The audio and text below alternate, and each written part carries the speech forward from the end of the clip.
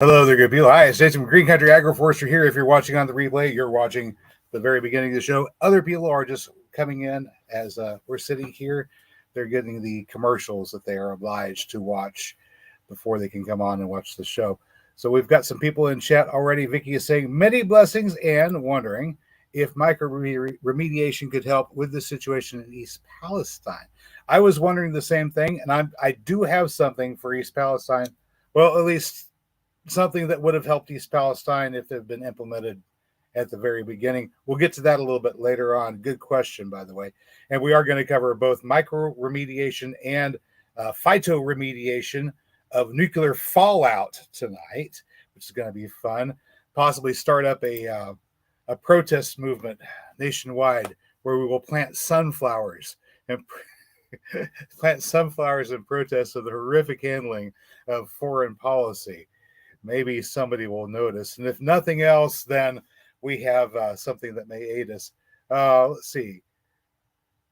Vicky's asking, what am I supposed to do with a wrench? Are you a moderator? I don't know. If somebody's really mean to you, you can put them in timeout. All right, we got people coming in. We've got John coming in saying, what's up, guys? What's up, John? Heterodox is calling us plant freaks and thought criminals. Yeah, we're going to be thought criminals tonight. Oh, my goodness. All right, let me go ahead and get started and try to get comfortable here. So, yes, tonight's topic is, of course, John, I would have to have YouTube turned on to do that. Give me a second here. I'm going to turn my volume all the way down so that we don't have weird noises. And I will get on YouTube because I have not had YouTube open. Now come over here. See the things that I do. I'll come over here. I'll go to content. Find the live show. Oh, there it is. This is what I have to do to find my own show, right?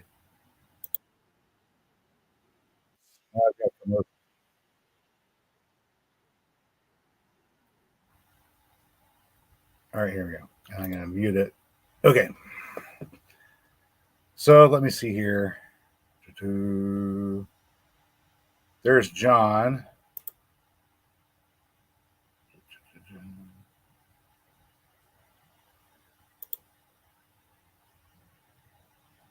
There we go. All right, now I'm going to get away from that because I cannot follow if I'm trying to be on screen on StreamYard and watch chat off of StreamYard and YouTube at the same time. It just confuses the heck out of me. All right, so the happy gardeners with us. We've got 6 great species extinction by humans, of course. Well, who knows? We'll see. Humans might be one of the victims of the great extinction, and humans might actually have a role to play in preventing it if we can pull our act together and realize what the root problem is and stop trying to fix the symptom. Sassafras Red is with us, but he's going to listen on the playback. All right, so as you can guess, we're going to cover bioremediation for the coming nuclear war, since it seems that our world leaders seem to be intent upon rushing headlong into what may well wind up being a nuclear exchange, and we can't seem to talk them out of it. Even when we try to vote for leaders that won't do that, the ones that want war might up getting themselves insinuated into office anyway. So maybe we can do something to deal with the problem of the nuclear fallout. So I've been looking into bioremediation, and one of the biggest things that we can do, of course, is if I move out of the way here, you can see it in that lovely picture. Actually, I should just move all the way out of the way over here. That lovely picture there of the mushroom cloud. There's a whole bunch of sunflowers. That's the helianthus, the common sunflower, has got a great affinity for attracting strontium and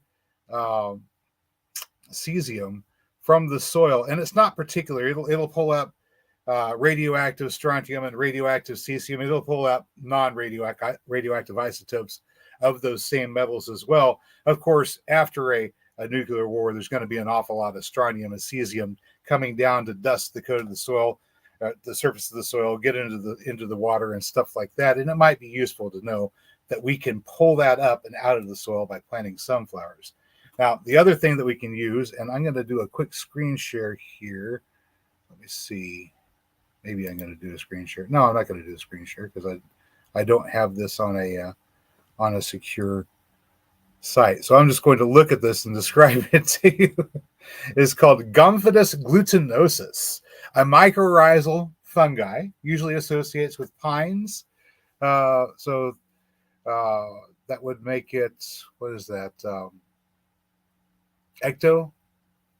It's an ecto mycorrhizal fungi that actually produces a fruiting body. The fruiting body is called the slimy spike mushroom. Not necessarily great for cooking with. Some people say it's okay. Other people go, oh, don't touch it. But this particular mushroom is notorious for taking radioactive isotopes and locking them up in its mycelium and keeping those sequestered from the rest of the environment. So that's another thing you can look into. It'll grow in any place where you have a large quantity of woody material, particularly pines. So, anyway, thought we might talk about that. Oh, Heterodox is saying we've got golden currant starting to bud out. Oof, spring is galloping towards us, huh? I've got right over here, a few cuttings that I just took off of our gumi bush out front, and I was pruning it up, and I can see the green in some of these you can. So the cut ends, I don't know if you can see there, because we have green screen. The cut ends, you can see the green of the wood there, and I've got them just in this water for the moment. Tomorrow, I will probably get busy at trying to make cuttings out of these and get those started. We've got Star of Bethlehem coming up and all sorts of other wonderful stuff. Let's see.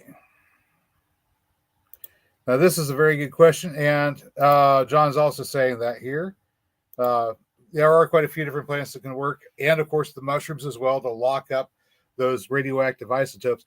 And the thing you have to do with that plant matter, if you're growing, for example, the sunflowers behind us, if you grow sunflowers, you're going to have to cut back the stalks and the leaves and move those to one central location where you can keep that isolated from the rest of your soil. It's going to be radioactive material. You might maybe dig a pit and line it with concrete. So you have a concrete lined pit and put a roof over it, a little shed roof over it. And then whenever you go and you harvest your sunflower stalks, you throw them in there, let them compost down in that pit. And then as you go season after season harvesting these sunflower stalks, run the Geiger counter over them, and whenever they're not hot anymore, then you can deal with that radioactive earth that you've created in that pit, either by going ahead and sealing it away in that location, or perhaps contributing that to a more general, possibly local, state, or even nationwide efforts to concentrate the nasty toxic waste that's left behind, radioactive waste that's left behind in those contaminated earths that we have just created. But now the soil has been cleansed of the radioactive materials, and you don't have to worry about passing those on in the future. Mustard's sassafras is saying mustards are also one of those plants that's good. All kind of brassicas. There's about 14 or 15 very common ones. All right. Considering that all this going on, I wanted to do a change in our screen. There's enough people here that we might appreciate the irony. I actually have two different background screens. I'm going to put up the other one. You see, I had a friend that gave me one of these stickers. Have you guys seen these? These little stickers? Not that I'm stating any sort of a political opinion, of course, but aren't these cute? You can just put these up anywhere you want to point out one of the wonderful things that this fellow has done. For example, you put them up on gas pumps and stuff like that. And there you go, and point at the prices. That's something that's fun that people have been doing. I thought I would take this sort of concept and add it to our mushroom cloud here, since Joe seems to be very, very determined to get us involved in some kind of a shooting war with Russia. So we've got our new background there. What do you think, guys? What do you think? Does that do it for you?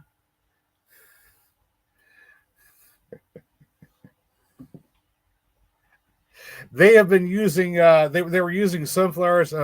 John was asking if they had made that discovery from Chernobyl or 3 Mile Island. I don't know exactly whenever they made the discovery about sunflowers for bioremediation, but they were definitely using them around Chernobyl. Oh, Brendan's the one that gave me this sticker. Yeah. There we go. So this is our mushroom cloud, and Joe's got an I did that. So what we can do, if we can't stop these leaders, so called, from pushing us into a war that we don't want and really shouldn't be involved in the first place.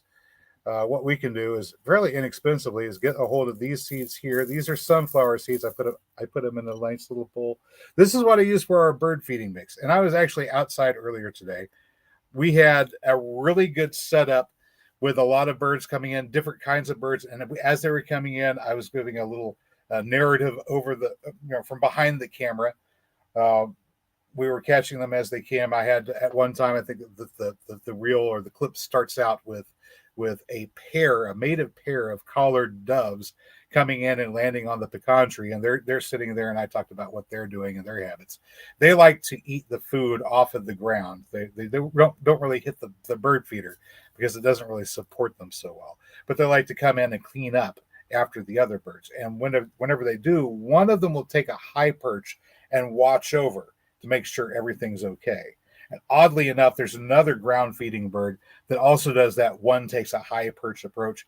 And in that particular case, it's the dark-eyed juncos. That's a bird that I was in the midst of detailing, and we had one on the ground doing his thing or her thing whenever my camera battery died. And then the phone rang, and I was unable to complete that. So I'm going to have to put that together hopefully tomorrow if the weather permits. In any case, while I'm going over the bird seed mix that we're using, which is a mixture of sunflower and safflower. That's what we use for our bird feeders. No grains, no cereal grains, because that attracts the blackbirds, including starlings and grackles. And although there are some of the blackbirds that you might like to see, like a red-winged blackbird, it's not worth it because the starlings and grackles will clean out everything. And the best way to keep them away is to not give them corn and milo and millet and stuff like that they like. So sunflower and safflower only. Sunflower in particular is useful because this is one of those plants that is very good. Yeah, so there's a little tiny seed. This is one of those plants that is really, really good at soaking up strontium and what is it? Cesium? No. Not cesium. What's the other isotope I was thinking of? Oh, it is cesium. Yeah, cesium 137. That one. Anyway, I couldn't think for a moment. So sunflowers are good at bioremediation for that particular purpose. Maybe we can't stop the world leaders from going to war, but we can get sunflowers and plant them. And you might think of this as sort of a protest about what's going on out there in Washington, D.C. There's maybe nothing you can do about it. You've gone, you've voted, you've seen how that turned out. You've gone, you've protested, and you can protest all you want in this country. They're free to ignore you. But one thing that we can do that's completely within our hands is go ahead and plant as many sunflowers as we possibly can this coming spring season. So go ahead and go out there, get a bag. You're going to be able to pick one up for about $20 to $25, maybe even $30 if you get a really big one. Of course, feed the birds, but make sure you plant a bunch of these sunflower seeds everywhere you possibly can. And maybe if it doesn't serve to send a message, it will at least serve to give us some protection from the possibility of nuclear fallout. So, let me see here. Truck stop birds, grackles, truck stops, parking lots. McDonald's, anywhere there's dumpsters and trash, you get seagulls there too. Billy is with us from the Wickshire Project. Kimber is asking about along the bike trail. Grackles along the bike trail. Yeah, I mean, there's also stuff that people drop whenever they're using that trail, and people munch, and they're not overly cautious with their crumbs. So there's an opportunity for the grackles to graze.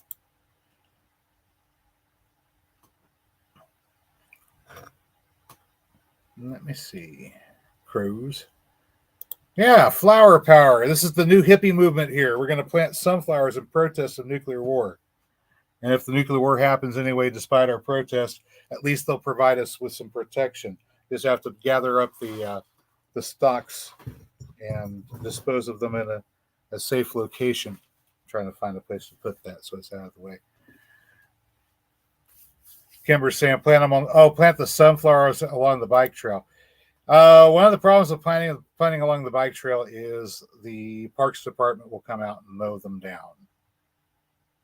I know, it's sad, right? I planted some other flowers out there and they did not survive, unfortunately.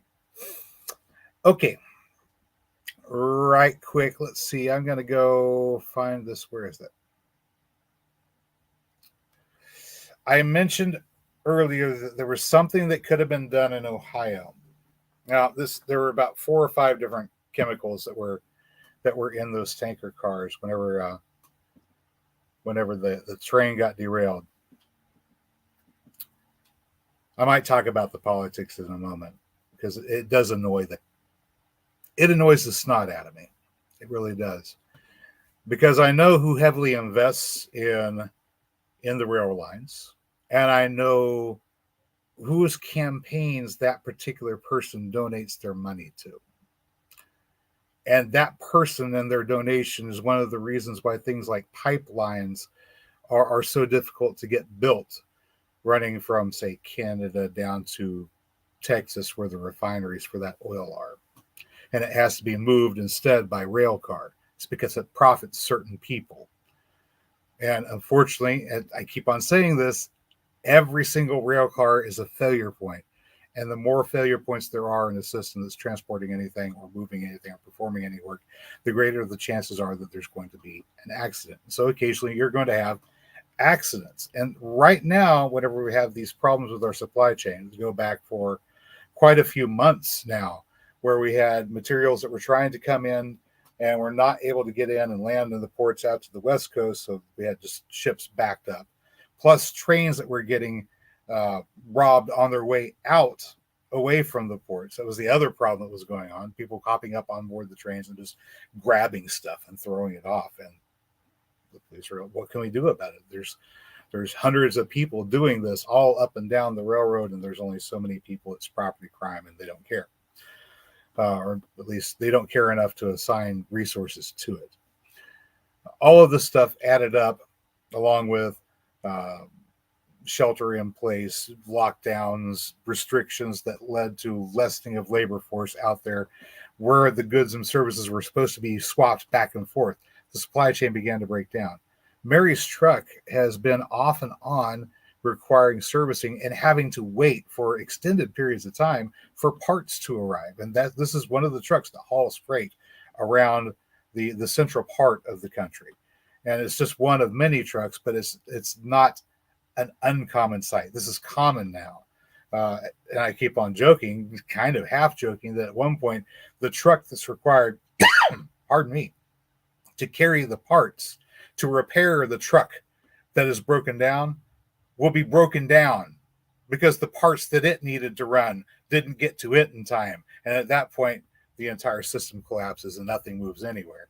But it's not exactly that extreme, but it is a version of that, perhaps not quite that extreme that we're experiencing right now. And of course, if the trucking industry is experiencing this sort of wear, tear, breakdown, not having what you need to keep the fleet running. And I just realized something. I've got another light here that I could have turned on. All right. I have an extra overhead light. Wow, we're getting all fancy. Isn't that cool? I've been half in the shadows here. I could have been in the light. If this is happening with the trucking industry, you can bet it's happening with rail too. And so whenever you see a bunch of wrecks back to back to back, this is kind of to be expected. Now, there was something interesting that Joe said whenever he took off to Ukraine with his $500 million, instead of going to Ohio following the train derailment there in Ohio. He said that that they should clean up their own mess. And actually, I do kind of agree with that. I believe that, yes, it is his buddy Warren's responsibility and the companies that he invested in to take care of financially the cleaning up of that particular chemical spill. Absolutely, they are on the hook for it because this is their responsibility.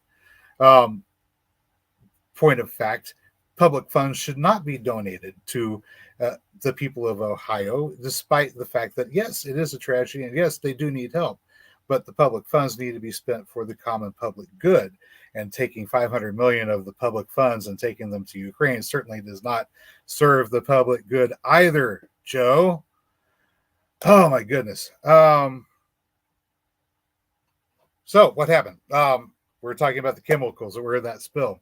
One of them was vinyl chloride, and the EPA had said, well, there's nothing we can do to remediate that particular chemical, the vinyl chloride. Can't do anything with it. And I spent 5 minutes doing a web search, and I posted links to this with Cowboy Roy Rogers a couple of days ago. So he's been following up on that, and some other people have been following up on this as well. I figured I may as well talk about it since I'm kind of irked at the moment. It's bioremediation for vinyl chloride is something that we have. Okay, Kimber is saying there's 5 chemicals. Bioremediation for vinyl chloride is something that we've known about for some time now, at least since 2001. And I'm going to put up a screen share here to show you from this. I believe this is the Department of Energy website. So give me a second here to start the screen share. All right. Share screen. Where is it? Right here.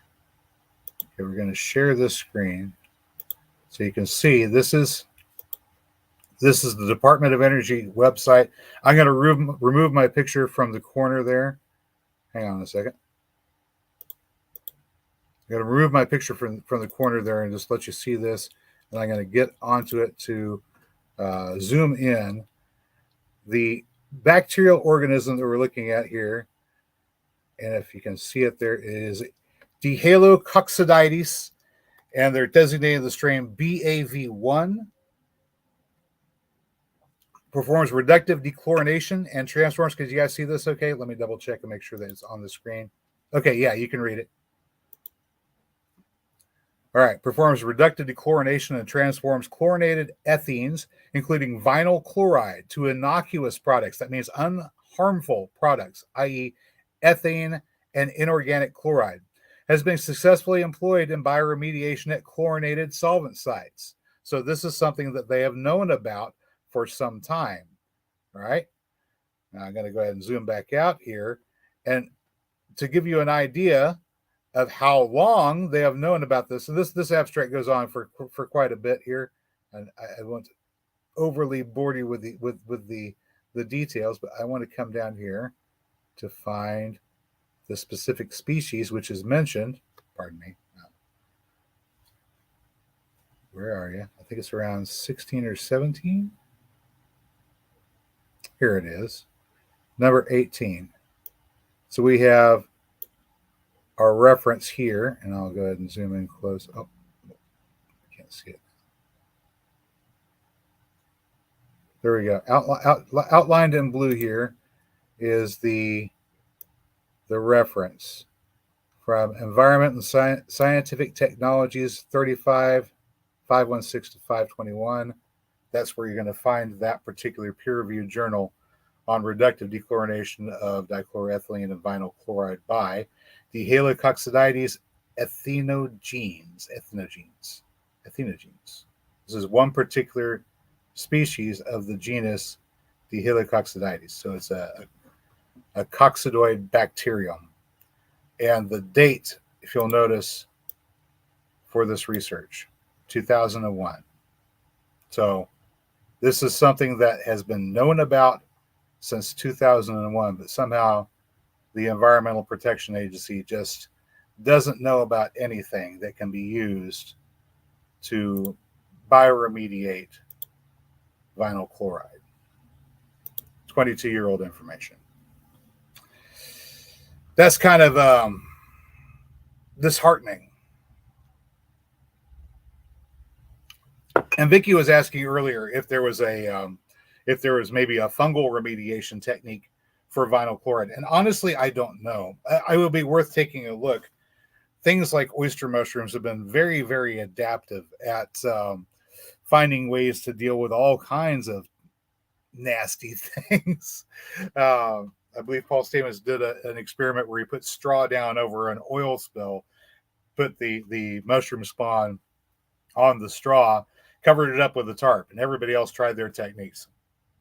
Comes back a month or so later, removes the tarp, and all the oyster mushrooms have grown up and popped up under the tarp there. But they pick it up and they look for the oil is gone. The mushrooms ate it. They ate it. Now, I wouldn't want to eat those particular mushrooms, but they were able to actually attack and deal with the oil spill. So maybe something similar could be done for some of these chemicals. The butyl acrylate, yeah, that's acrylic acid. So that's some of your components for making super glue, if I'm not mistaken, right? Butyl acrylate and cyanoacrylate. Combine those together and you've got liquid sutures or super glue. Really powerful and potent fumes coming off of that area, though. Yikes. So anyway, yes, griping at government. We're being subversive tonight.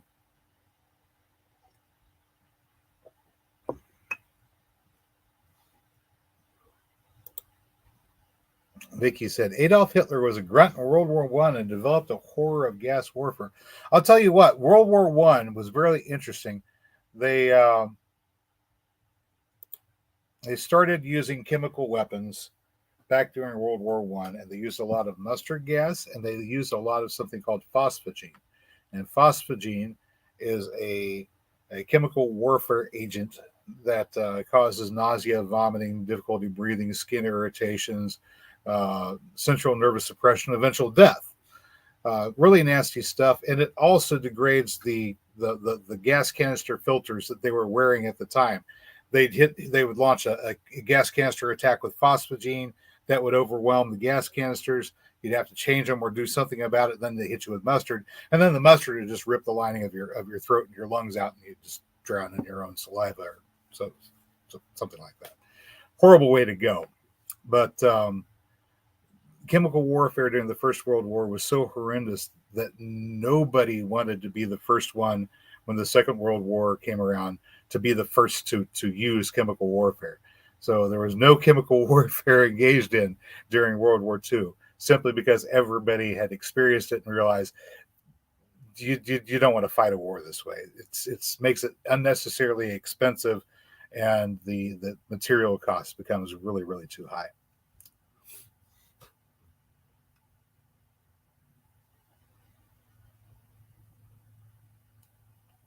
All right, let me see here. Vicky's saying, constantly amazed by the capacity of Mother Nature to deal with pollution by one means or many. It's kind of interesting, but if there's any sort of material, including chemical compounds, that can wind up existing on Earth at all, there is going to be some sort of bacteria or some sort of fungi on planet Earth that will find it and find a way to consume it and convert it into a form that other life forms can use, or at least are not harmed by. These organisms are sometimes called extremophiles, things that are capable of living down there at the bottom of the ocean floor in sulfur vents at 300 or 400 degrees Fahrenheit. But they're living down there and they're taking these compounds that would be toxic to other creatures and converting them into something that's not toxic to the environment. And if it can be produced by the chemicals that Mother Earth produces, then there is something that is capable of reducing it. in our environment somewhere. The question is, do we know how to interact with our environment appropriately so that it can be used to do just that job? Or are we ignorant and playing with the chemistry set? And in some cases, we're ignorant and playing with the chemistry set.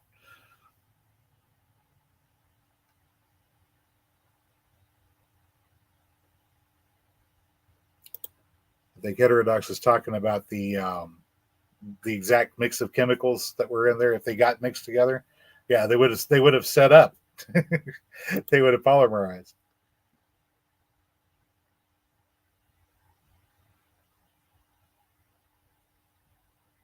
Vicky is dating herself.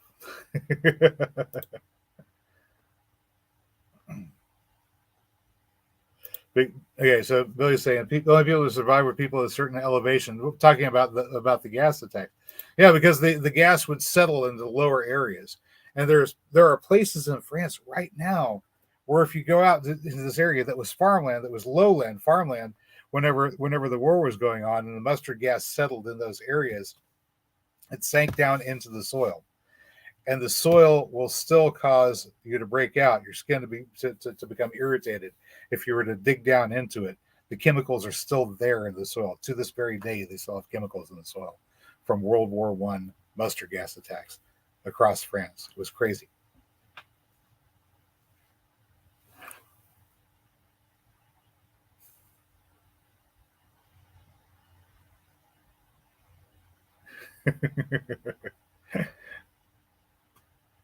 So Walter Brennan got his voice from gas attacks. That's interesting.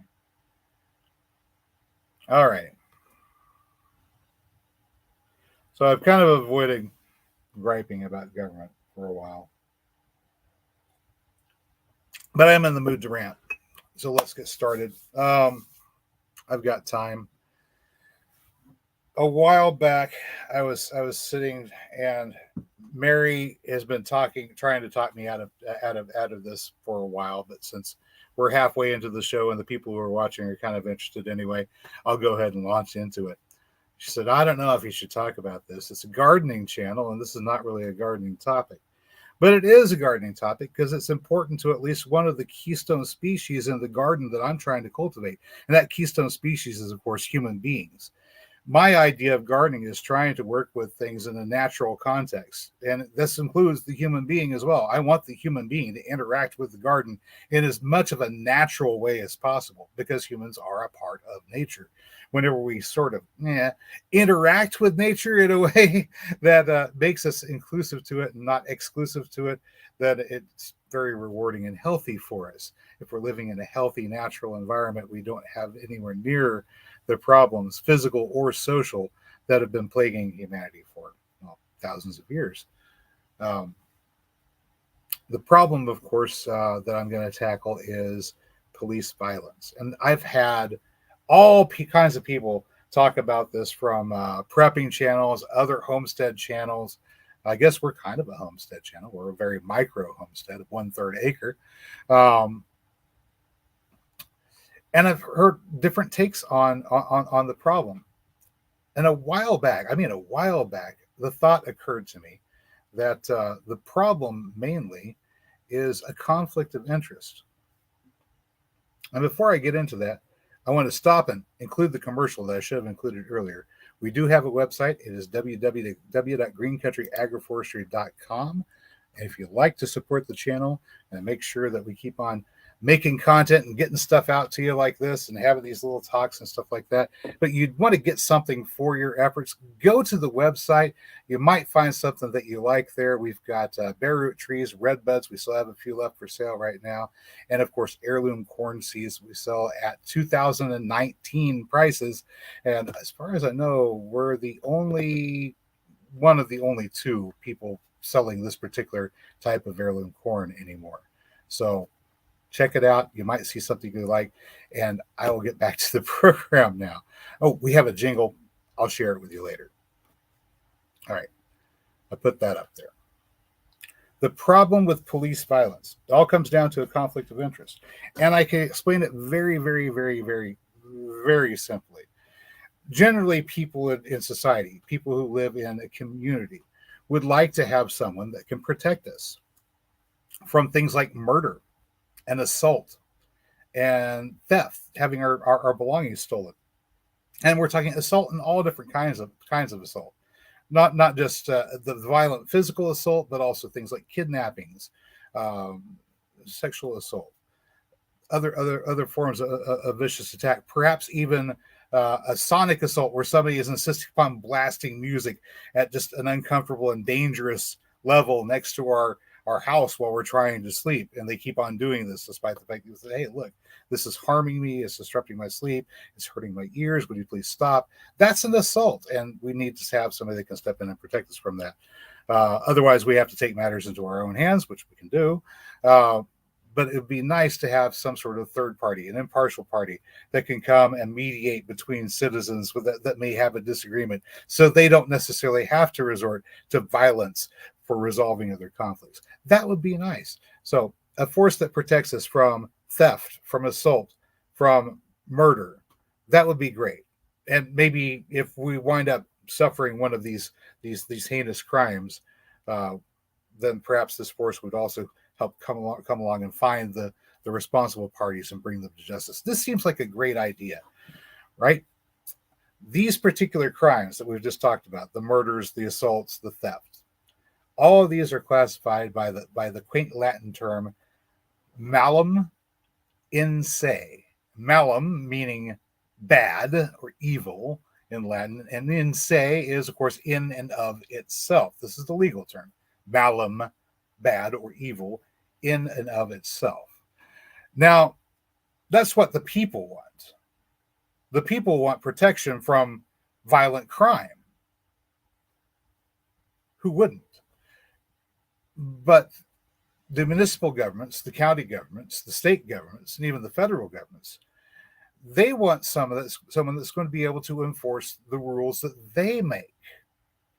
Now, sometimes they do make rules that also reflect on those first three very important rules, murder, assault, theft, that sort of thing. They do make rules about that, but they want other rules that people have to follow.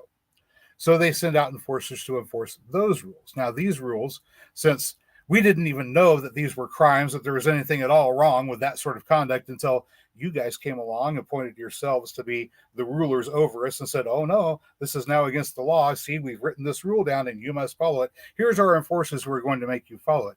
These particular rules are not malum in se. They are defined as malum prohibitum, or bad or evil, because we say so. Now, it doesn't take any great intelligent person to take a look at these two particular types of crime. We have crime that is crime because it's bad, immoral, wrong, and no functioning civilization can operate unless the bulk of the people understand that this is not acceptable behavior. Malum in se. This is what we want protection from. This is the reason why we'd like to have a police force. If we'd like to have a police force at all, we'd like to protect us from murder. We'd like them to protect us from theft. We'd like them to protect us from being assaulted. So that's what we want. Unfortunately, the city government wants to have rules about how fast you can drive down this particular road, or maybe some of the features that the vehicle you're operating should have. Perhaps they would like to make sure that the people operating vehicles on the road have paid a certain licensing fee. Now, to a certain extent, they have every right to do that. If they're the entity that's responsible for paying for and maintaining that roadway, since the road is their property, as a property owner, they have certain rights, including deciding who gets to use that property and under what terms and conditions they're allowed to use that property. But just the same as a property owner that owns a supermarket with a parking lot might have a few rules and conditions that customers that use the property, the supermarket, and particularly the shopping carts, the supermarket owner might have some rules about those shopping carts. For example, don't ride in the shopping carts. Can even post it very clearly in big, easy to read signs. Don't ride in the shopping carts. And the reason they have this rule is fairly obvious. They don't want damage being caused to people's property, their cars, by unresponsible people riding in the shopping cart in the parking lot. This makes perfect sense. There's a reasonable excuse for it. there's a very reasonable excuse why the property owner of a road might not want people to be driving recklessly on the road, for example. But you would never imagine, not for one moment, that the manager of a supermarket would catch somebody riding in a shopping cart in an otherwise empty parking lot, chase after them, throw them onto the ground, and beat them to death. And that, of course, is the reason why we need a protective force to protect us from the people that would like to assault us and steal from us and sometimes murder us. And it needs to be not connected to any municipal, county, state, or federal government. Now, the idea that I have here is we take this concept of a policing force and we establish a pay portal that allows us, the people, to make anonymous donations to pay for our protective policing force, the people that protect us from actual hard crime. And, if we, the people that are actually paying for the service, are a little bit more interested in property crime being addressed. We're tired of our stuff being stolen, honestly. It's become an epidemic, and the city police departments that the city controls have no interest in property crime at all. I think here in Tulsa, they assigned 6 officers total to property crimes. Yeah, they don't care. Your stuff is stolen. You're never going to see it again. And this police force that you're paying for, the protection you're paying for, it's not doing anything. If they were receiving donations from the public, and how much they got in donations was a reflection of how happy the public was with the service they were providing. And the public kept on saying things like, we would really like for you to investigate property crimes a little bit more diligently.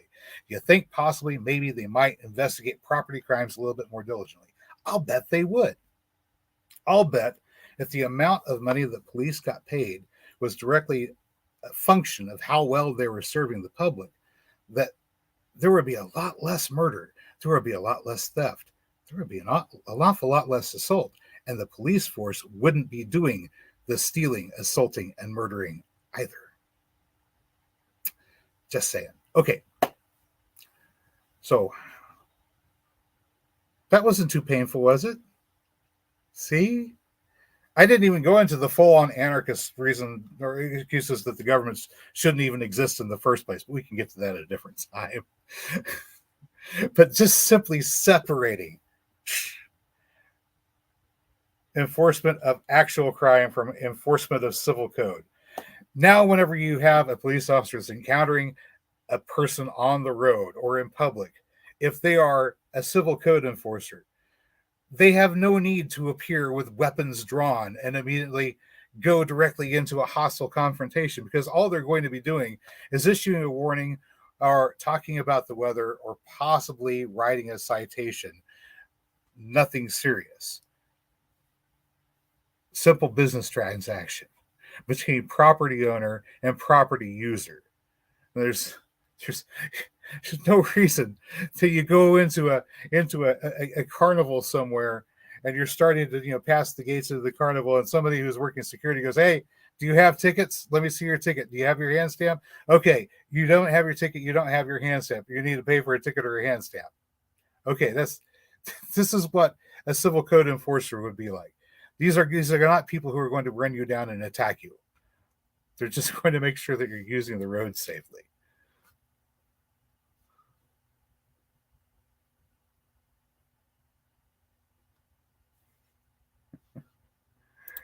I love the sentiment here, right, Billy? But I think legally you'd wind up with some issues.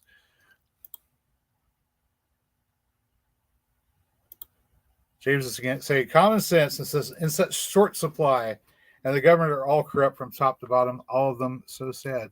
And the thing is, I keep on holding out this. How should I say this? I contest that it has been this way from the very first. From day one in 1788, whenever the current government presumed its authority and began governing under the new constitution that they had not ratified yet. That's really when everything went downhill. Mary says, "I'm dying." Yeah, he's going there. Oh no! Oh no!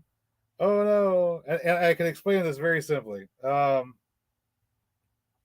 back in 1775, whenever the battles of Lexington and Concord took place, that was the beginning of the American Revolutionary War.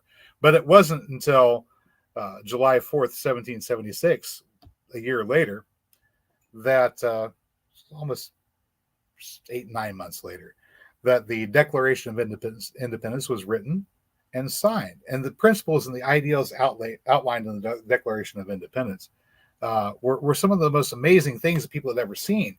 They were borrowing on some of old Locke's ideas of consent of the governed, and that was great. But really, it was a great step forward. And any country that was built upon these principles was bound to be something the world had never seen before.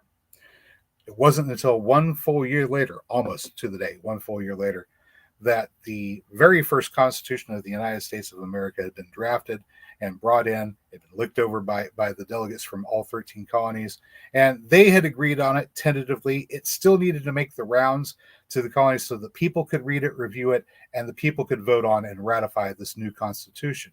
This Constitution, incidentally, was called the Articles of Confederation, and it combined all 13 of the original colonies that formed the very early United States in a confederacy with mutual trade and mutual defense pacts.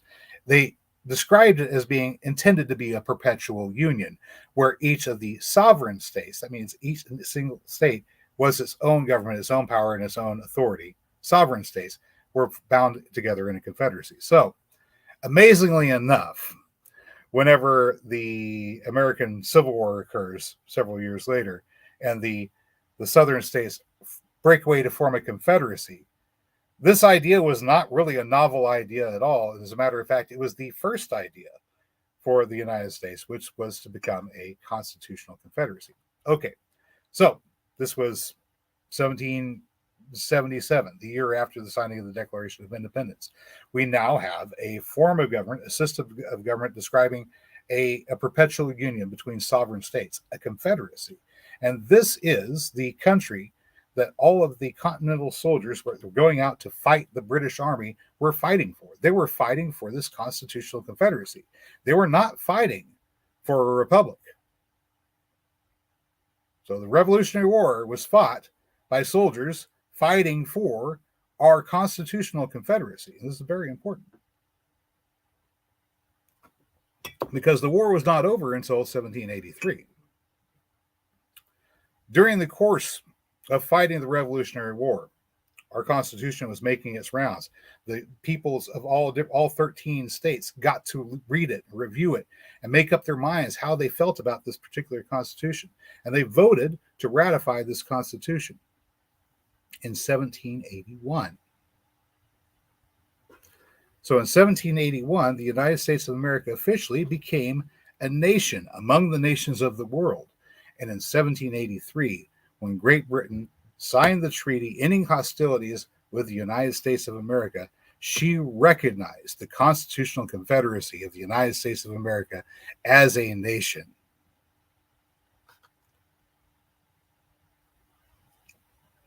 Knowing all that, you would be surprised to discover what happens next.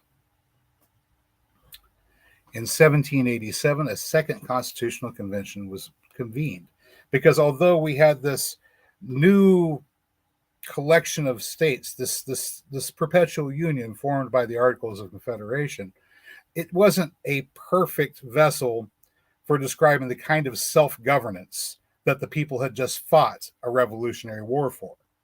So we had fought a revolutionary war because we wanted to govern ourselves.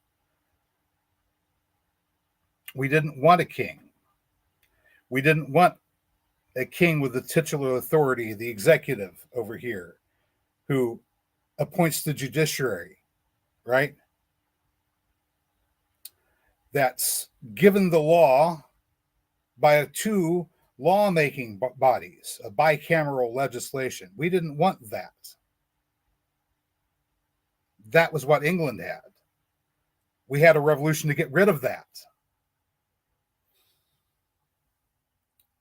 So in 1787, when a few certain people with a plan in mind decided that they were going to introduce this idea of a federal government and alter the system of government entirely from our constitutional confederacy to something else, you wouldn't expect that to happen. But that's exactly what happened. And they created this new federal authority, stripping the power away from the people and the states to put it into this federal authority. And that's exactly where the corruption occurred. And the reason the corruption occurred, the reason they did this, was also somewhat insidious. You see, General George Washington had an aide-de-camp, and that aide-de-camp was a fellow by the name of Alexander Hamilton. Alexander Hamilton had come up from the Caribbean. He was an orphan child that had been adopted by a wealthy merchant, most likely because he was, in fact, the wealthy merchant's illegitimate son, but there were some rumors about exactly how his parentage occurred in the early days of the United States, let's say. Some unkind words were said about him. Whether they were true or not, I don't know. In any case, Alexander had been raised by this wealthy merchant, and he had invested his money in banking, and he owned one of the largest banks in the New World in New York City. So he's Washington's aide-de-camp during the Revolutionary War. But following the Revolutionary War, he's very active in politics because he wants to change the system of government from this constitutional confederacy to a republic. He wants to consolidate the power into one centralized authority. And the reason he wants to do that is because if they can do that, then he can launch another scheme that he's been working on, which is going around to all of the individuals who hold the bonds for the Revolutionary War debt and buying up those bonds. This is what Hamilton's been doing, and his friends have been doing it too, because they know that there's something in the works. We're talking about the people that were there at the Second Constitutional Convention and the people that wound up filling the seats in the new Congress and Senate. Yes, I looked, amazingly enough, almost all exactly the same players. So they come, they switch the type of government over, and then they fill the seats in the new government. And they do it for a very specific reason. The reason was they could spend as little as 10 cents on the dollar buying up those bonds from the people who held them. During the Revolutionary War, the 13 states each issued bonds to raise money to fight the Revolutionary War. But after the war was over, each state had its own debt. Some were paying it off better than others, but a lot of people were concerned that they weren't going to be able to get their money anytime soon. So somebody comes up and says, hey, I'll give you 10 cents on the dollar for that bond, but at least you'll have money in your pocket for right now. What do you say? And a lot of people took that deal. So whenever Patrick Henry left the Constitutional Convention saying, I smell a rat, yeah, Mary is saying it right there. The rat was Hamilton. Because Hamilton's scheme was to get that debt consolidated. In 1791, they managed to get that. Well, 1790, he managed to get a bill passed through Congress, even though he's the Secretary of Treasury. You say, what? The Secretary of Treasury for George Washington? Yeah, this guy managed to get himself positioned as the Secretary of Treasury, the owner of the largest bank in the country at the moment. I wonder what he had in mind. Manages to get a bill passed through Congress to take all of the Revolutionary War debt and consolidate it into one single debt that the new federal government would be on the hook for. For the states that were a bit behind, they're okay with this because they don't have to pay it up. For the states that were fairly well ahead paying their debt off, this doesn't sound like a great deal because now they have to take up everybody else's slack, right? But don't worry about it. We've got a plan, they're told. We've got a plan, and this will take the stress off of the states entirely. 1791 rolls around, and Congress issues a plan, indeed, to get the money to pay for those bonds at face value. And the plan is to tax the whiskey supply. Well, tax the production of whiskey.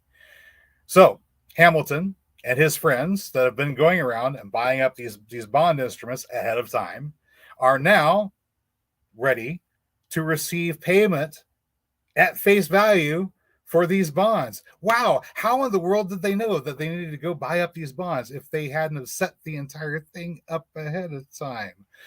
So the entire reason the greatest country on earth was overthrown in a bloodless coup back in 1787 was to enrich a few oligarchs. And we have not corrected the problem since. So whenever Marjorie Taylor Greene comes out and says we need a national divorce and we want to separate into red states and blue states, I've got a different thing in mind. National divorce, sure, okay. But we don't need to separate into red states and blue states. If we separate into red states and blue states, you can guarantee they're going to be fighting before too long. Instead of separating into red states and blue states, we need to separate into 50 sovereign states. We need to restore our nation's constitution. I'm not talking about the monstrosity that they pitched in 1787, assumed authority for in 1788, and actually took control of the government and then proceeded as if it had been ratified. I'm not talking about that one. I'm talking about going back to our original constitution, breaking up into 50 separate states with our bonds of perpetual union with each other, the way this was intended. We go ahead and amend the Articles of Confederation and make this a proper instrument for self-governance, the way we were supposed to back in 1787. And we might have a couple of hiccups along the way, but I think we'll be in a lot better condition afterwards, and we won't have to worry so much about planting those sunflowers. And that's pretty much the show, guys. Hey, I'm going to get up here and look at some comments and interact with you real quick, but we are winding down.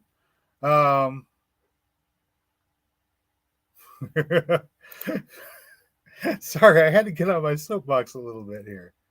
Yes, that was the Whiskey Rebellion.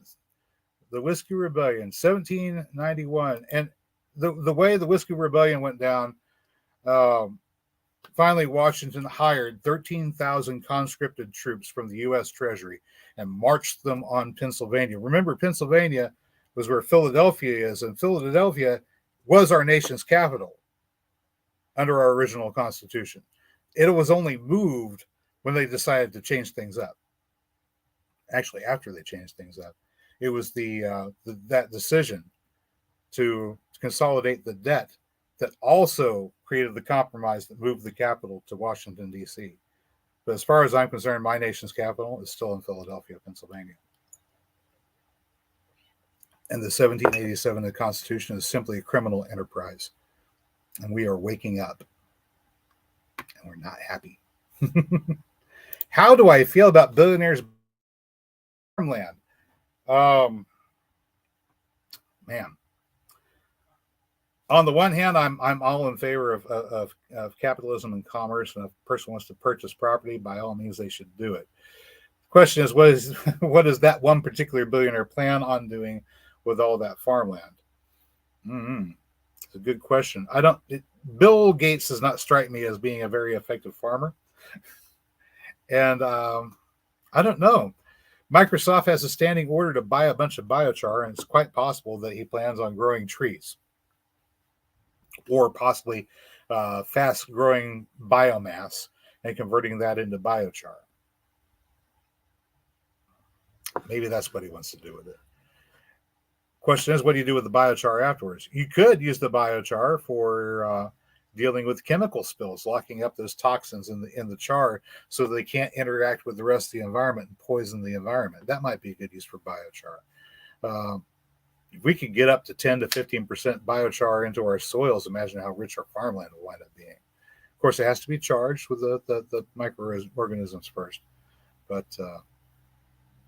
I don't really know what he's planning on doing with it. The conspiracy theorist in me thinks maybe he wants to buy it up so it can't be used to produce, and because there's not enough food, people will starve, and it'll reduce the surplus population. That seems to be what he's into. So it's a little bit troubling. All the more reason for you to find some way to be able to provide some food for yourself.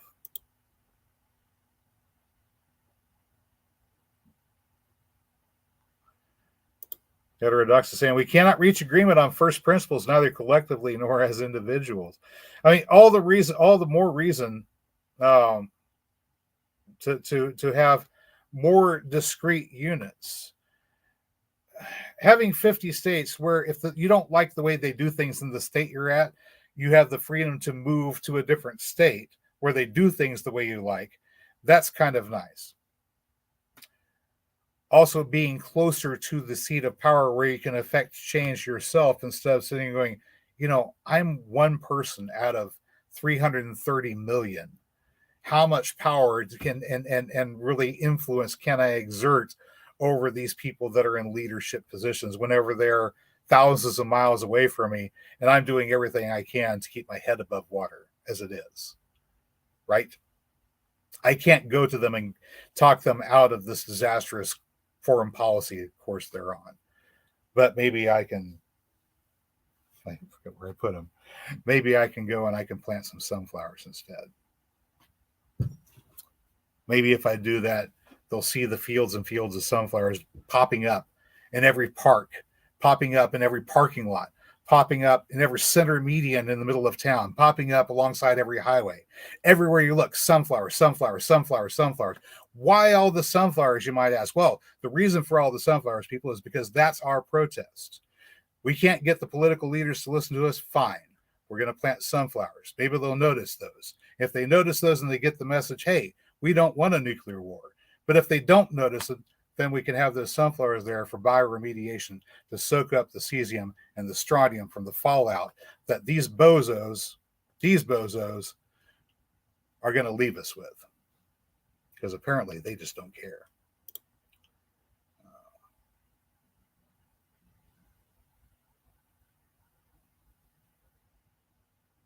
John's saying, what about the Bill of Rights?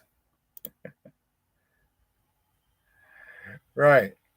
Well, you see, whenever we had the Articles of Confederation, we didn't need a Bill of Rights because there wasn't a federal government to deprive you of them.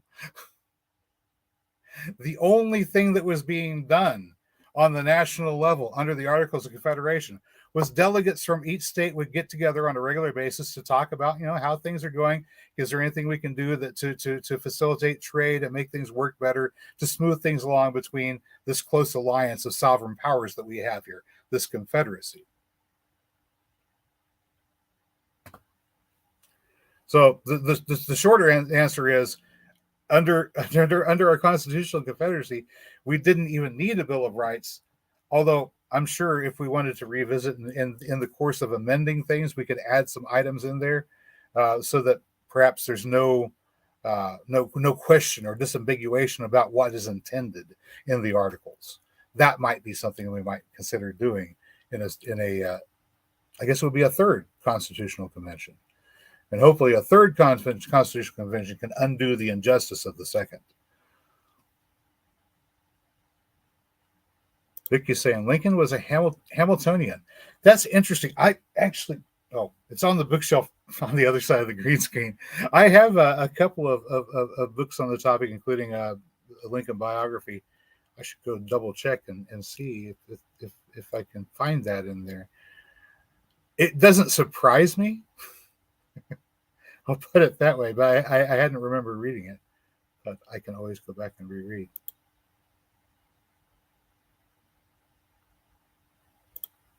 Yeah, Billy's. Yeah, none of us individually have the power to change what's needed to be done at the rate it's changing. And if you're thinking about it this way, who in the world are we going to get to run for political office with the campaign promise that if you put me in office, I will do everything in my power to dismantle that office and all the power that is accumulated? Any takers? No, it's not going to happen. Unfortunately, it's not. It's not going to happen.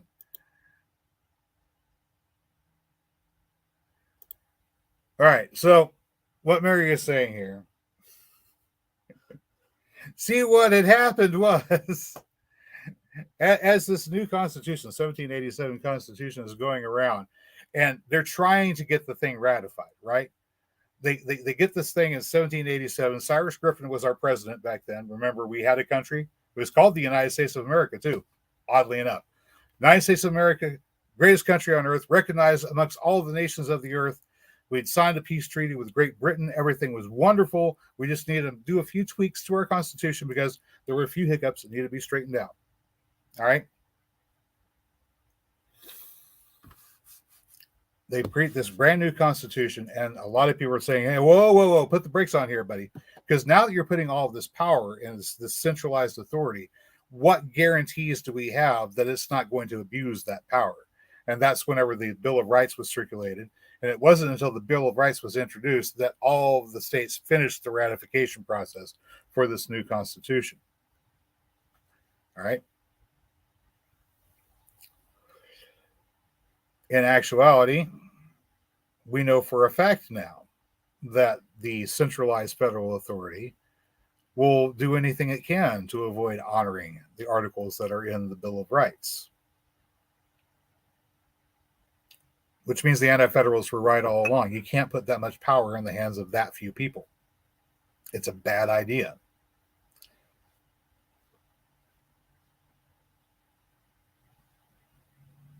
Oh, yeah, there we go. Federalist and Anti-Federalist papers. And yeah. Mary saying, you think the rights will be obvious. It's not in the document because it's left to the people in the states. Well, that was the idea behind the 10th Amendment. When you're reading in the Bill of Rights, you get to Amendment number 10. And it says, any powers that have not been detailed here belong to the states and the people. So if the federal government did not have a rule outlined in the Constitution regarding something, then it has no jurisdiction or authority in that area, according to even this flawed Constitution that they produced in 1787. If the states don't have any ruling about it, then it is solely the purview of the people. That was the idea. But they wound up using the Commerce Clause and claiming they've got authority over everything, including, I guess, cow farts. So the essential problem was you put all that power in one centralized location, and words on a piece of paper can't constrain it.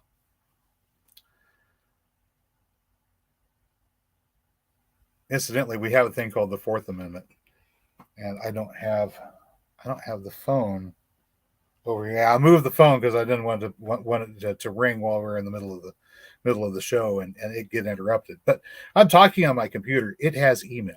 And I've got a phone. It does text messages. And either one of those things, agents operating on some government agency, feel that they have the right or privilege to come and take and look at those things without first securing a warrant, even though the Fourth Amendment very clearly states that we should be secure in our personal effects and our papers, our correspondence. Well, text messages are correspondence if they're being sent to somebody with the intention that they're going to read them and respond back. That's correspondence. Emails are correspondence. So these things are protected by the Fourth Amendment in the spirit of this article in the Bill of Rights as it was intended in the spirit of that amendment. But despite that, the government wants to circumvent that at its leisure. So any and all attempts that it can use to ignore the Bill of Rights, it will.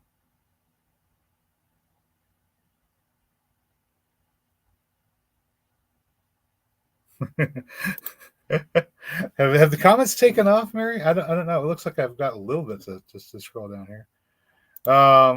Bill Gates, I can't say that out loud for obvious reasons, but yeah, he is a eugenicist. Belongs to that same group of people that want to get rid of the minority problem that funded things like Planned Parenthood to eliminate those children before they could even be born.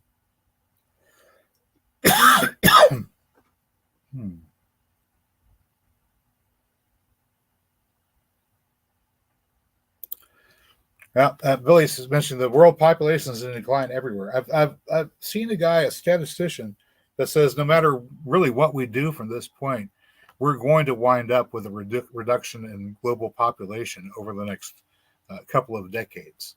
Just simply, that's the way the trend is heading, and it's going to happen anyway. So all the attempts over and on top of, and I've run out of water and my throat's dry. All the attempts by certain billionaires to reduce population and getting involved in that, it's unnecessary. Unnecessary? Unnecessary. Yeah. You can also just fix your own state, Mary is saying.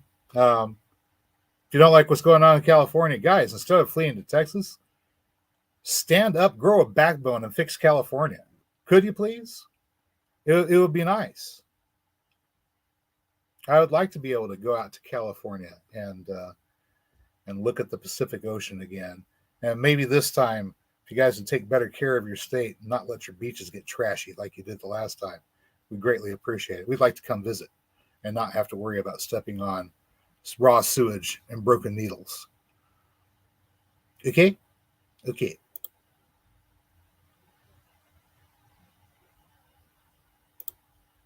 All right. So, yeah, population declining, especially in Japan.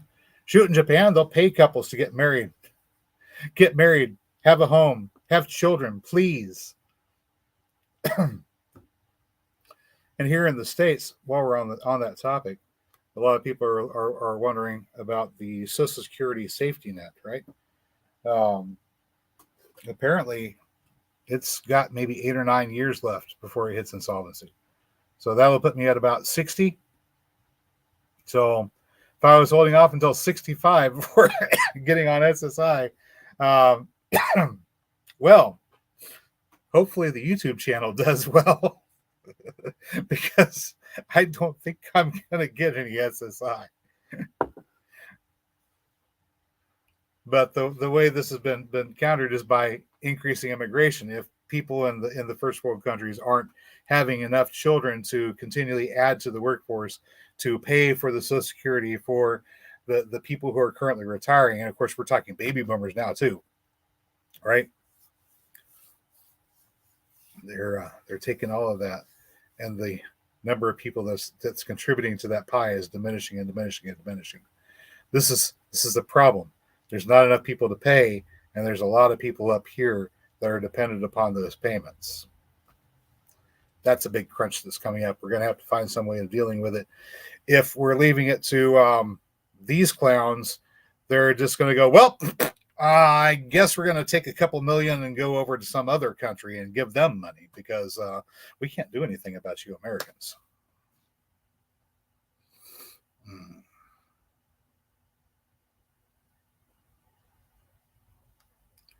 Real quick. We need more people. More people on planet Earth. We actually don't have enough humans. And that would help create more atmosphere that we keep losing. This is true.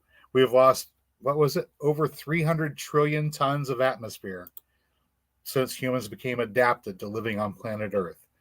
And the fact of the matter is, whenever we walk around today, the atmosphere that we are breathing is thinner and less dense than the atmosphere that our ancestors breathed. And so we have stories coming down from the times of our ancestors in deep antiquity, talking about how they had such great lifespans, seemingly impossibly long lifespans. But keep in mind, if the atmosphere that they were breathing was on the level of an oxygenated hyperbaric chamber, then their instances of sickness would be lessened. Their healing would be accelerated, and their lifespans almost certainly would be much, much longer. So it's very possible that some of these old stories that we're told about how humans once lived much, much longer than they do today may be very well true, and there's a scientific basis for it. Of course, we know how we lost the atmosphere. That was due to cometary impacts, things of that nature. And the best method that I know of that we can use to replenish our atmosphere is to take carbonate rock, liberate the carbon dioxide from the carbonate rock, leaving us with a calcium carbonate behind. That's cement, basically making cement.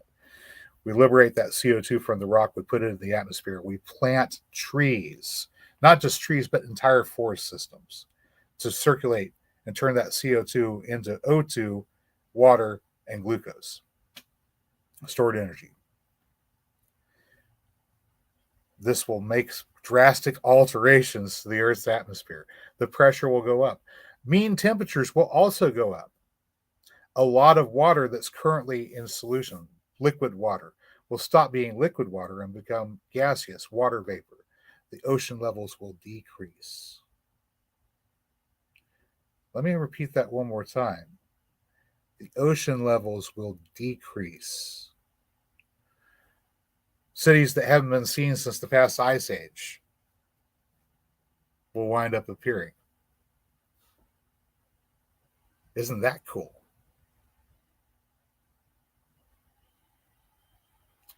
But it takes a lot of people, and it takes a lot of people willing to work on the problem.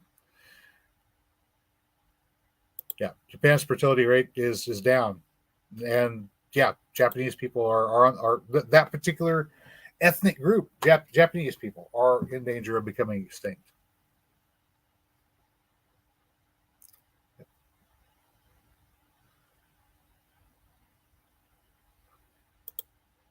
Yep, yep, yep, yep.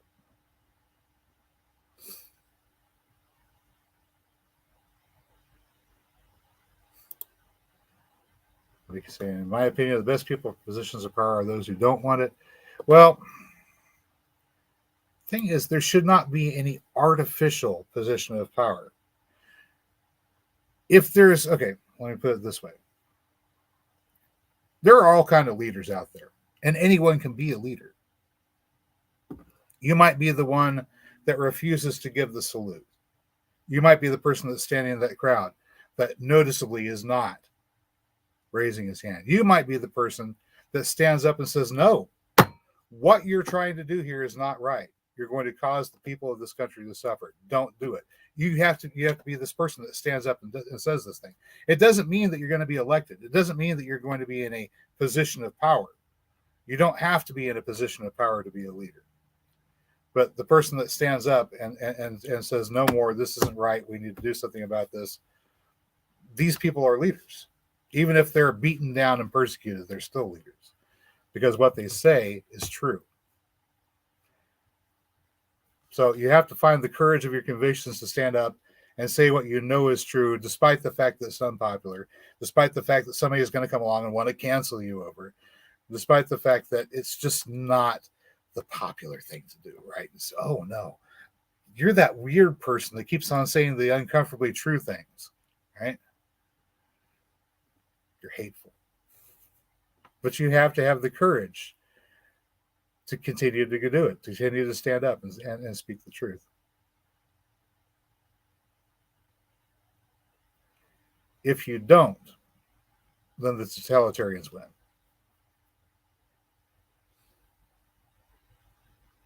All right. Let me see here. There, Dr. saying WEF doesn't seem to care about well, of course they don't care about national sovereignty. They're interested in forming a one world currency with one central authorizing authority. And once they control the currency, like Rockefeller says, I don't care who makes the nation's laws. Just give me control of the currency.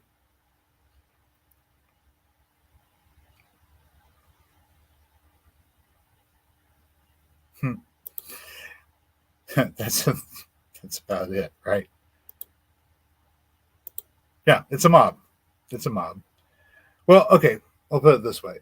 You could do the things that governments do, and you could do the things that pirates do, which is come along and say, hey, nice shoes. You've got some money there. You got some property. You've got some stuff I want. What do you say? I relieve you of some of that stuff there, you know? The government's going to come along and say, I'm going to give you, I'm going to give you some protection. Yeah, you're going to pay me, but I'm going to stop other people from coming along and hurting you. That's what we're going to do here. It's protection. You pay us protection, right? Meanwhile, the pirates might have the same scheme. Yeah, you pay us protection. You pay us protection. We don't bust in your windows. But the behavior on the part of the pirate is he's going to come in, he's going to raid, he's going to get what he can and move on. Kind of like the hunter comes and takes the game and moves on. He's not interested in staying and tending to a herd of deer. He just wants to shoot one for dinner and go on about his business. Meanwhile, government is more like a rancher. They're not going to just shoot one and go on about their business. They're going to tend and contain, and They're going to maybe feed them, make sure they don't move around too much. Let's not let them hurt each other. We want to make sure that we get herd immunity, so we're going to make sure we get a lot of them vaccinated. We got to pump full of those vaccines. That's the way you do it with livestock. You see, you've got to make sure your livestock is healthy, and then you don't kill off all your livestock. You shear your sheep, and you milk your cattle, and occasionally, you kill off a few of the young ones, particularly warfare, right, or abortion clinics. And that's how you manage livestock. Either way, it's predatory, and we don't deserve it.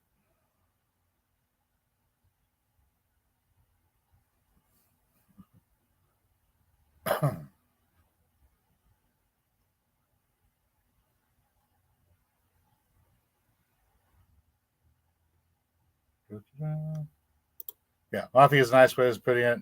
We go to crime syndicate. I keep on calling it a crime syndicate because what they were doing was definitely criminal in its intent. The purpose for the Second Continental Congress was to make amendments to the Constitution that we already had. They didn't. They took that Constitution that we had, that was a reflection of the principles in our founding document, that very first draft, the Declaration of Independence. And instead of amending that and improving it with respect to those principles, they did away with that entirely and introduced a new form of government that stripped the power away from the people. And they did it for personal profit and gain. So, criminal enterprise, criminal syndicate. And the criminal syndicate has been finding new ways to commit crimes over and over and over and over and over again. And we've seen it happen over and over and over again. From things as simple as adventurism in Vietnam and feeding the war machine there, to modern adventurism in Ukraine and elsewhere. And it's completely out of control. And we haven't had control of it.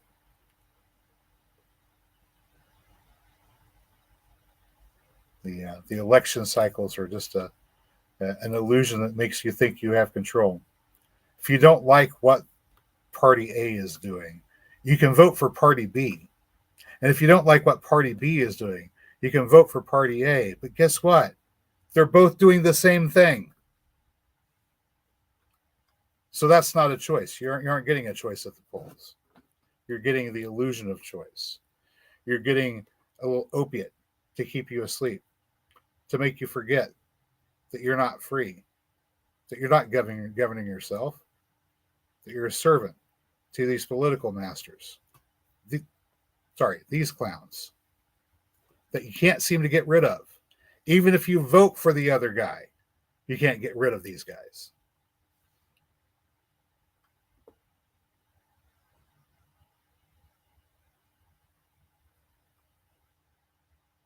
Yeah, Jan T in the chat saying good evening.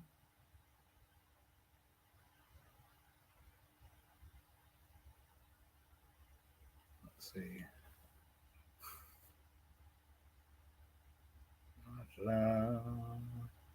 Oh my goodness, chat just keeps on going, doesn't it? James said, it'd be horrible if we had to get up for butts and do something. A lot of people died to give us this country. I wonder about this sometimes, right? So this was okay. 1787, they introduced this new constitution. They come out with it, and by 1788, whenever they should have had a new election for a new president for our Congress. See, under our original constitution, we did have a president that was elected in Congress to preside over the deliberations of Congress. Congress was, of course, just a collection of delegates from all of the states, each of them being sovereign powers. They would send delegates to meet on a regular basis, and the president was just simply there to call the meeting to order and make sure that everything was discussed in an orderly and reasonable fashion. Keep fights from breaking out, that sort of stuff. The president didn't have any official real power other than that of being the officiator of the meetings of Congress. That's what they did. But we didn't get a new president in 1788. Instead, we got George Washington.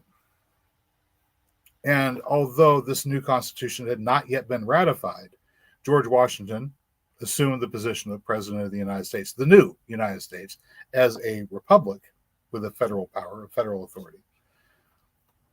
And he held that position for 1788 all the way through until after 1789, when they finally managed to introduce a Bill of Rights. The other states had, in some cases begrudgingly and in some cases fraudulently, signed on to ratify this Constitution. So even then, the entire country wasn't really behind it. But what are they going to do? They've already started acting as if this new government was legitimate. You understand?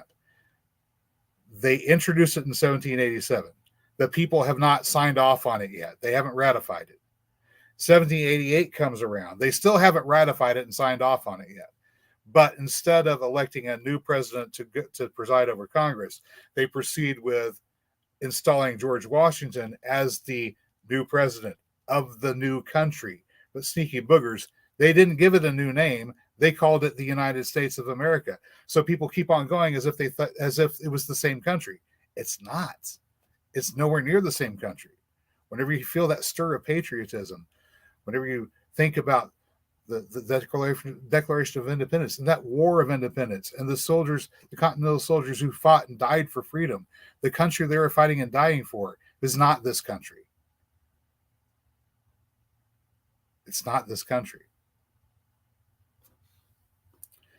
But it seems that maybe the people of that era were tired whenever Washington was marching troops on Pennsylvania. Maybe they were tired from having just fought the Revolutionary War. They didn't want to fight another one. And it would take another war to take on a force of that size. They would have had to have organized. Where are the organizers going to come from that would be able to rally the people together to form the militias necessary to take on Washington and his 13,000 troops in Pennsylvania to liberate the people of Pennsylvania from tyranny? It wasn't happening. And it might not have happened simply because the news never got out to the people in time. Quite possibly control of the media early on, for example, kept word from getting to anyone. So they couldn't rally together and do something about this George Washington, the tyrant that had assaulted the good people of Pennsylvania. But it's been 235 odd years. And I was noticing something interesting, just watching a C-SPAN clip, as these people in Congress just seem to struggle to find reasons to justify their continued existence.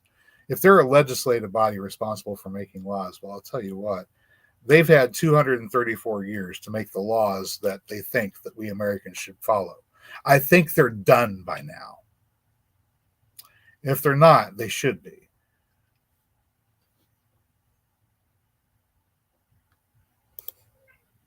Clown show. That's what it is. It's a clown show with 546 clowns, 435 congressmen and women, 100 senators, 1 president, 1 vice president, and 9 Supreme Court justices. And all of them are mice. If you don't know what that word means, you might want to take a look at a previous live stream where we talked about mice. Money, ideology,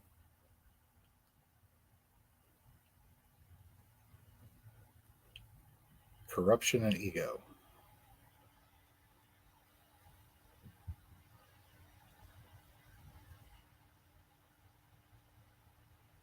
Yeah, it's kind of funny. China's had a population reduction, so the government is encouraging marriage.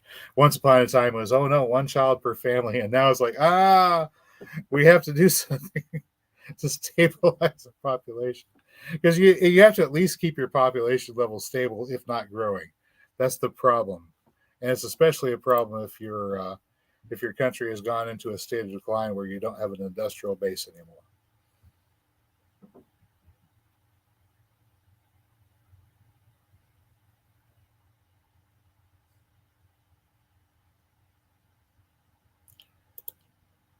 Is this how far behind that? I'm curious. Oh wow, I'm way behind on chat.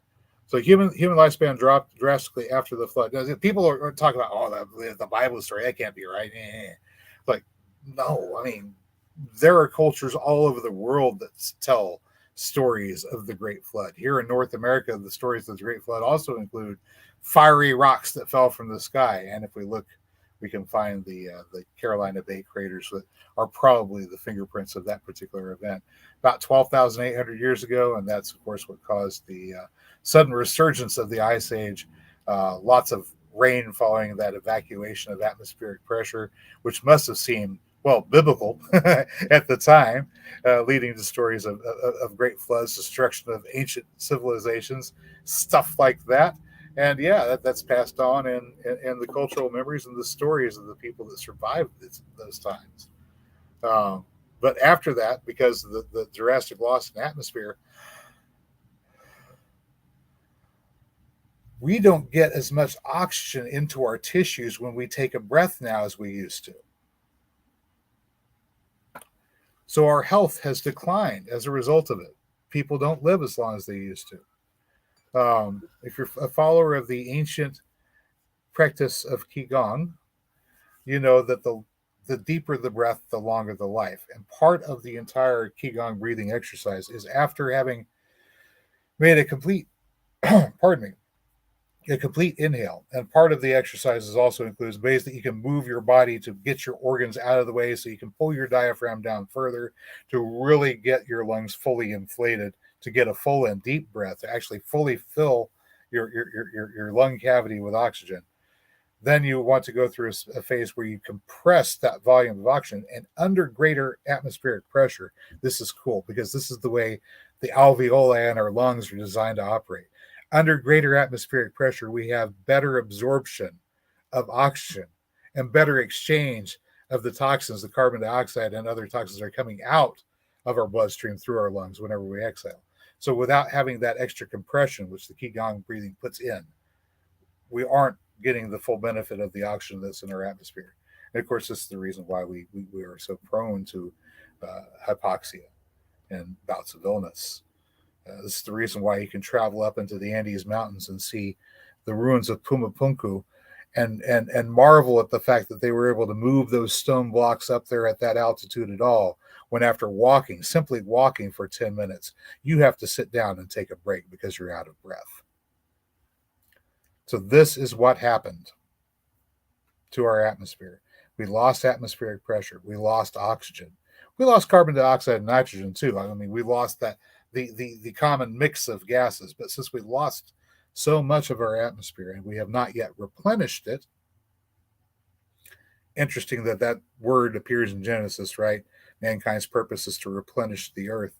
We have not replenished our atmosphere yet. We have instead suffered an even greater loss, and we've lost our lifespan afterwards because we cannot breathe as well as we used to be able to.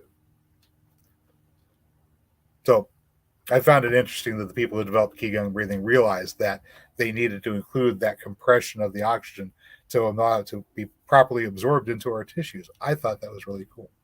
How did they know? Was it trial and error, or were they advanced enough at the time to realize what had happened to the atmosphere and just were incapable of doing anything to fix it at that time? I don't know. Could humans today fix our atmosphere? Now that we know, well, most of us don't know. That's the problem, right?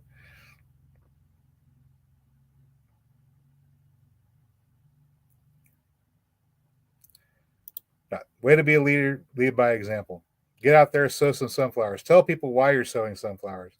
Say, hey, look, you know, we can write our congressman, we can vote come November, but the people in charge, the ones that keep on getting installed in positions of power, seem to be intent on getting us involved into some kind of a nuclear war. And if we can't stop them from doing that, then maybe we can do something to absorb some of that strontium and cesium that's going to wind up coming down and getting on the ground. Just gather the stalks of the sunflowers and put them in a safe location afterwards to remove the heavy metals from the soil, particularly the radioactive ones, because sunflowers aren't particular. They don't care if that's a radioactive isotope or a regular isotope. But the only reason you're going to find strontium and cesium on the surface of the soil is if there's been a radiological event. So plant sunflowers to clean up fallout. That's the message.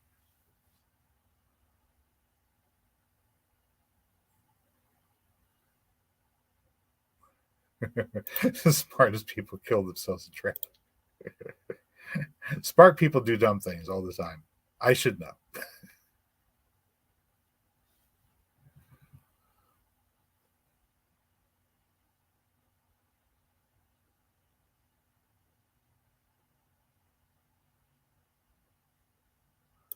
Yeah.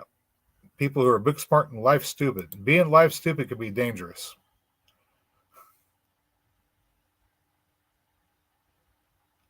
Let's see. John's saying stop using the currency. See, this is a good idea. How do we starve the beast out? Maybe we stop using the currency. A lot of people are jumping on the Bitcoin bandwagon. I think we need something like Bitcoin. I don't think that what we need necessarily is Bitcoin, but maybe we can use this experimentation with Bitcoin to figure out what it is that we need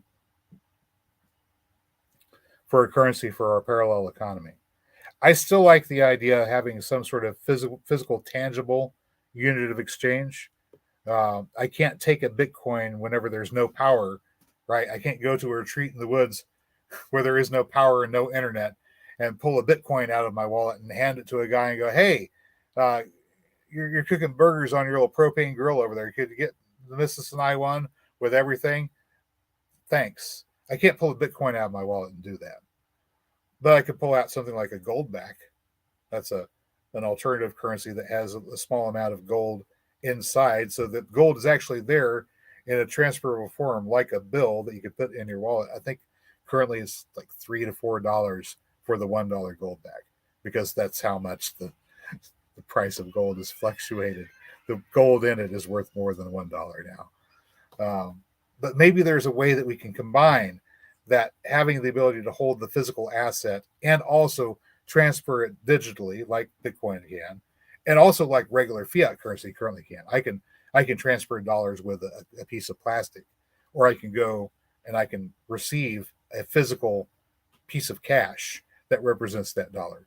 And either way works. Having that versatility and fungibility is something that might be very useful.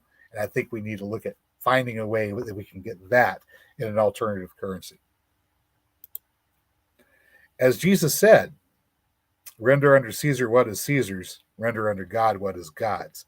So if the governments of the world want to use this fiat currency to control us, maybe we should give them their fiat currency back to them and say, guys, that's yours. You can deal with that. You can also deal with your own debt. And we're going to just go and do our thing.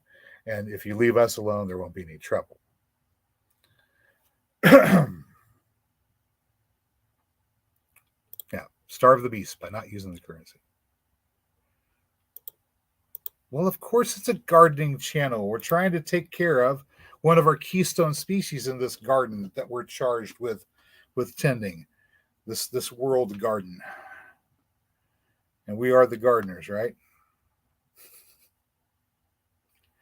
We got to take care of the humans. The humans are suffering. The humans are suffering from pests.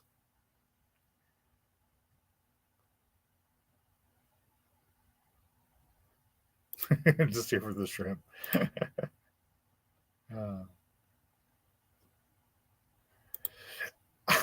I'd love to show them to you, but they hide. I didn't even see any. I think I might have seen one tonight when I looked down in there. He was kind of hanging out close to the bottom and just sitting there. Yeah, the Neocardia Davidi, freshwater shrimp. No, these ones are Davidi.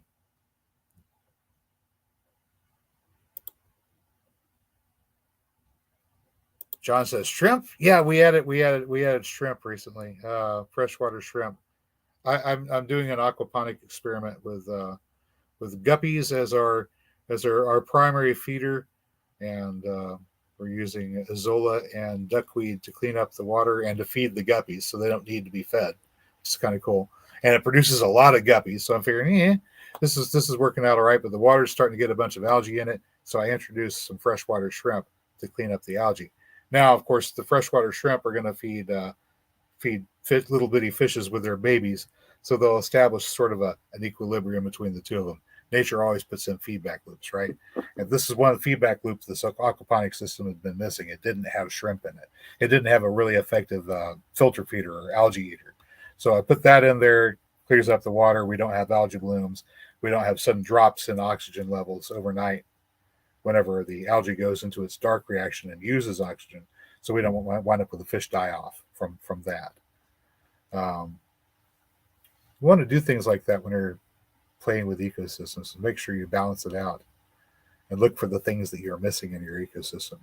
The more feedback loops, right? The more complications that you add to your ecosystems, the more diversity that you give to your ecosystem, the more resilient your ecosystem is. And the more resilient your ecosystem is, the more opportunities you have to be able to draw your yield from it, whether that's food or some other product. Coming up before too long, we're going to do a segment on profit streams for micro homesteads. So sometimes it's not necessarily food, it might be something else that you're producing off the homestead. So you can generate currency, other kinds of wealth, and use that to invest in other things, opportunities, and maybe food too. Maybe you've got a homestead that's not great for growing corn, but you can grow opium poppies. Well, not here in the United States, but they do it in Afghanistan. They can make money growing the poppy. The soil is good for it. They sell the product of the poppy for money. They use the money to buy food. Global economy, globalism at work there. Okay, so maybe it's not opium poppies. Maybe you're going to grow chestnuts, hazelnuts, and pecans, and you're going to sell nuts. Are you going to eat all nuts? Maybe not. But you can sell those nuts for a fairly tidy profit and spend that on other things that you can eat.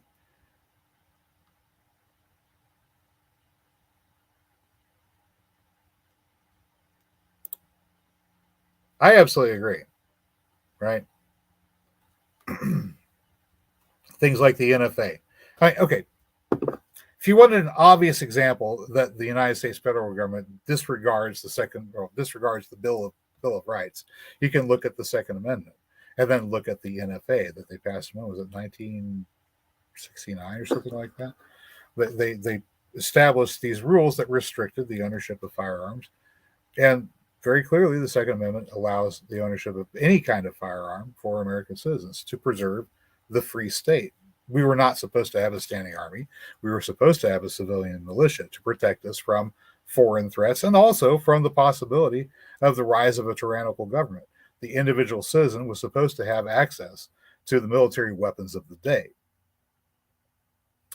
So these restrictions that have been imposed by the United States federal government in the forms of NFA and other restrictions upon ownership of weapons by private citizens are curtailing the rights necessary for the preservation of the free state.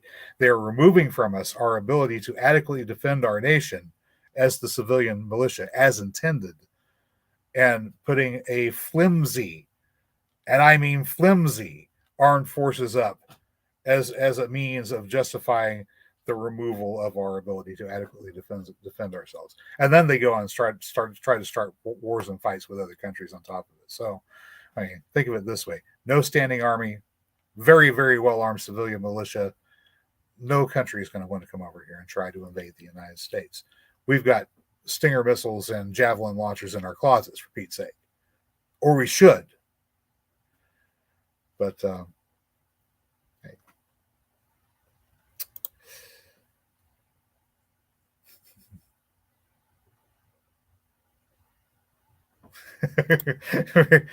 They don't just hide from you, Mary. They hide from me too. I don't know if these particular shrimp are delicious. I've never eaten a freshwater shrimp before.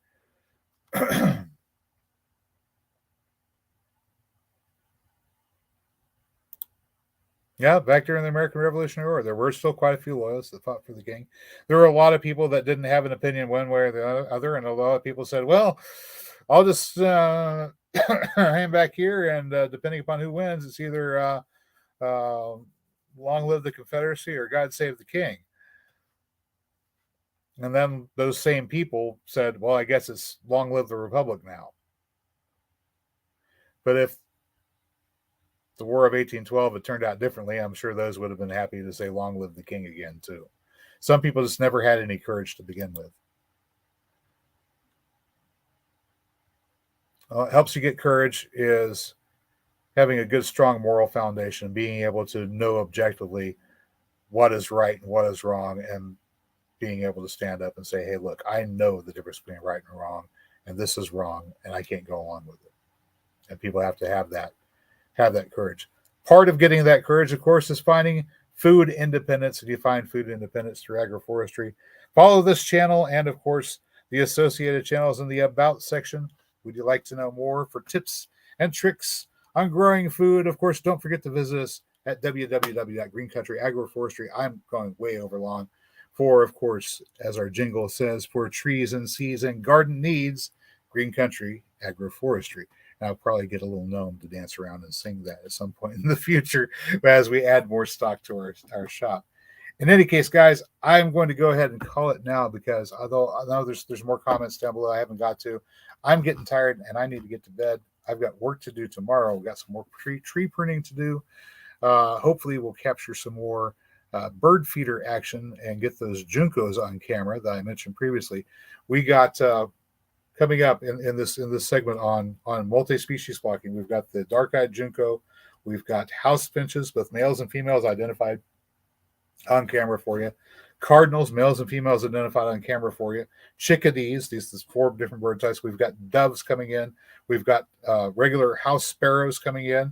And hopefully in the case of the house sparrows, we can point out when we have males and females, because they're a little bit different too. We can point out the difference as they're coming in. And what else do we have that showed up? I mentioned the doves. We got 6 different types of birds that are visiting the feeders currently.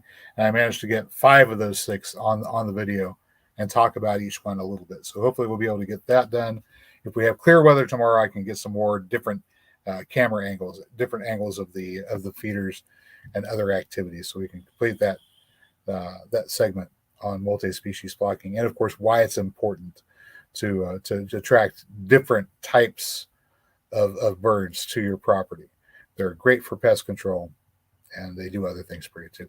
In any case, that's all I've got for you tonight. As always, if you found this video informative or entertaining, you know what to do. I will catch you next time. But until then, get out there and get growing. And I guess, yeah, he did that. Good night, people.